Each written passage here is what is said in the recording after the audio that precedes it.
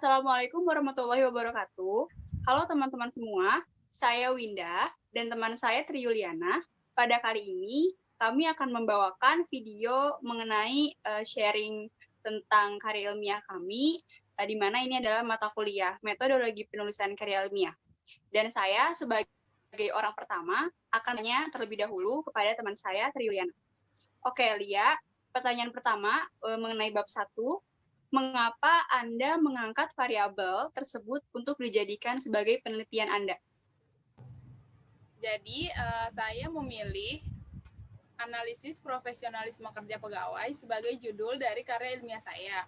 Karena saya merasa permasalahan yang terjadi di kantor Dinas Perkebunan Kabupaten Kuantan Singingi mengenai kurangnya penerapan profesionalisme pada pegawai yang ada di sana merupakan topik yang penting, topik yang tepat untuk saya bahas lebih lanjut dan untuk saya temukan solusi dari permasalahan tersebut.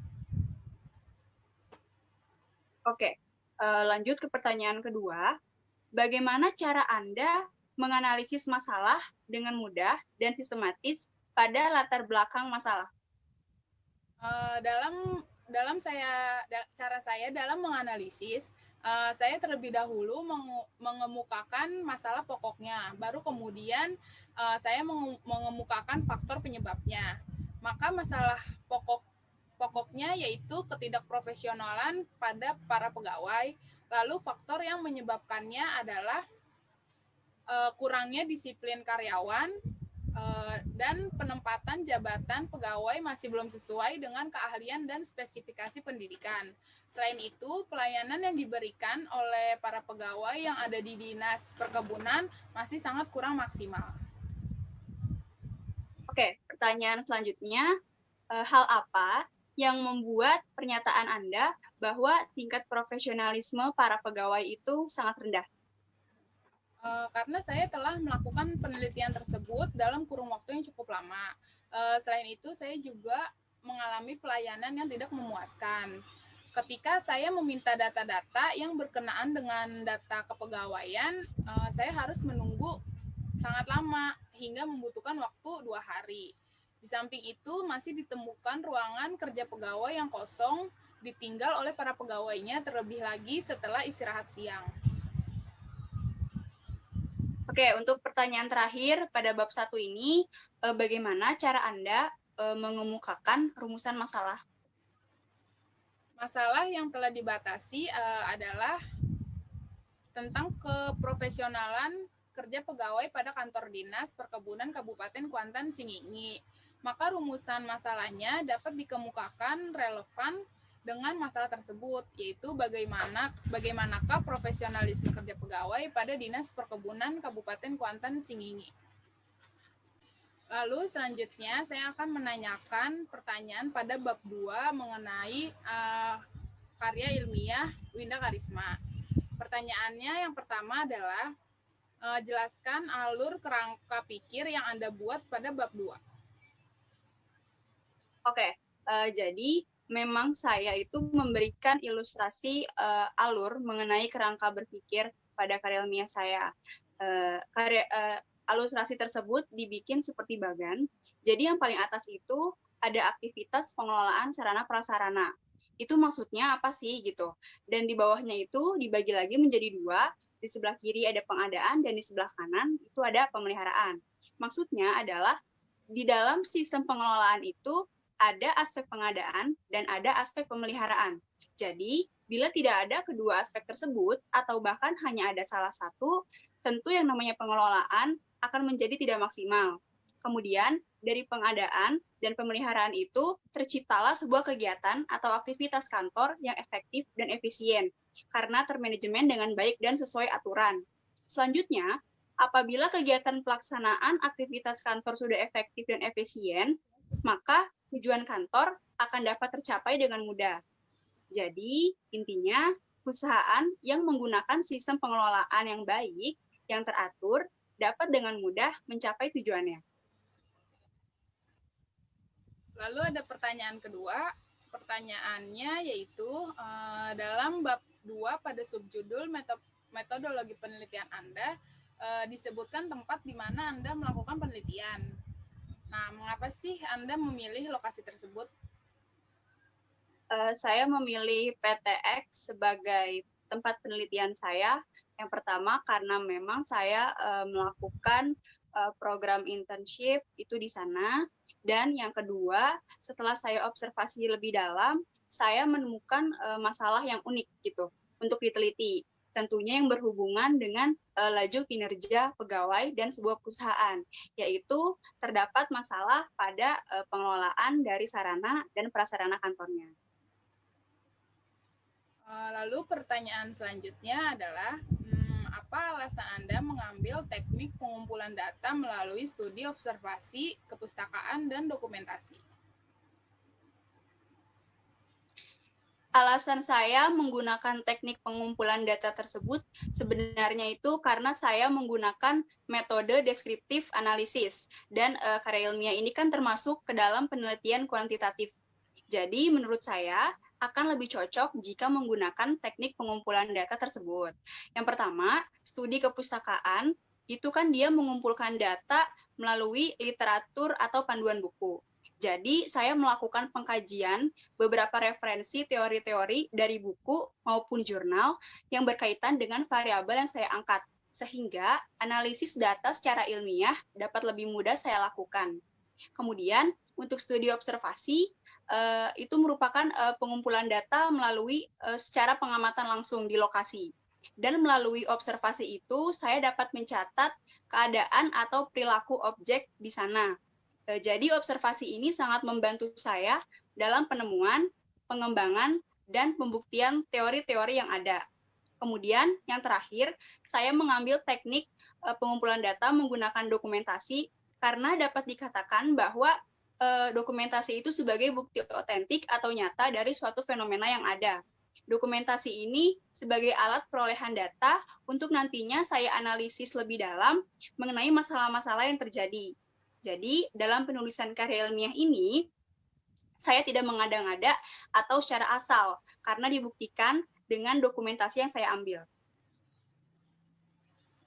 Baik, lalu pertanyaan terakhir adalah, jelaskan kaitan teori dengan variabel yang Anda pilih.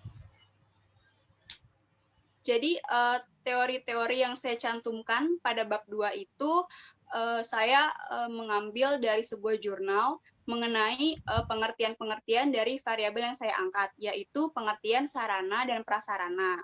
Itu hanya variabelnya saja. Kemudian, agar data yang disampaikan itu lebih akurat, saya menggunakan teori pendukung seperti teori dari apa itu pengelolaan, apa itu kantor, sehingga saat saya membahas mengenai sarana dan prasarana, itu akan berkaitan dengan judul yang saya angkat, yaitu analisis pengelolaan sarana dan prasarana kantor. Seperti itu. Selanjutnya, saya akan bertanya kepada Tri Yuliana mengenai bab 3 pada karya ilmiahnya. Pertanyaan pertama, menurut Anda, apakah solusi yang Anda berikan dapat membuat para pegawai tidak mengulangi kesalahannya? Menurut saya pribadi, seharusnya solusi-solusi tersebut berhasil apabila dijalankan dengan sungguh-sungguh, seperti dengan memberikan pelatihan kerja bagi para pegawai dan juga pengawasan haruslah dilaksanakan dengan seefektif mungkin. Oke, kemudian adakah kasus lain yang menyebabkan ketidakprofesionalan pada pegawai di kantor dinas tersebut? Dari yang telah saya amati, penyebab dan terjadinya kasus ketidakprofesionalan pada pegawai di kantor dinas adalah karena ketidaktegasan sanksi yang diberikan terhadap para pelanggar, sehingga seringkali mereka yang melanggar kebijakan kantor seperti dengan datang terlambat justru tidak mendapatkan sanksi apa-apa. Bahkan pimpinan pun menegur mereka dan mereka pun masih bisa mengulanginya lagi.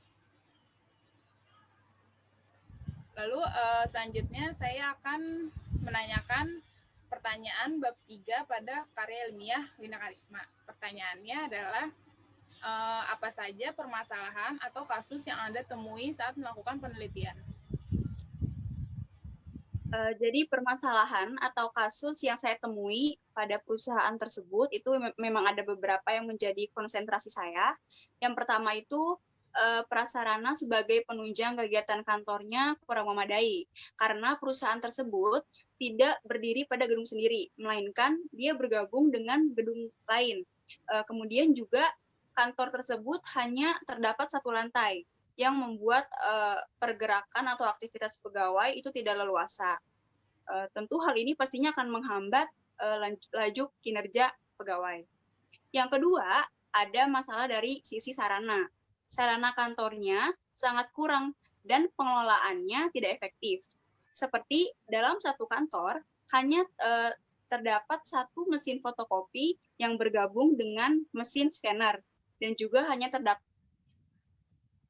satu mesin printer. Hingga ini membuat para pegawai yang ingin menyelesaikan tugasnya harus bergantian untuk dapat menggunakan sarana tersebut.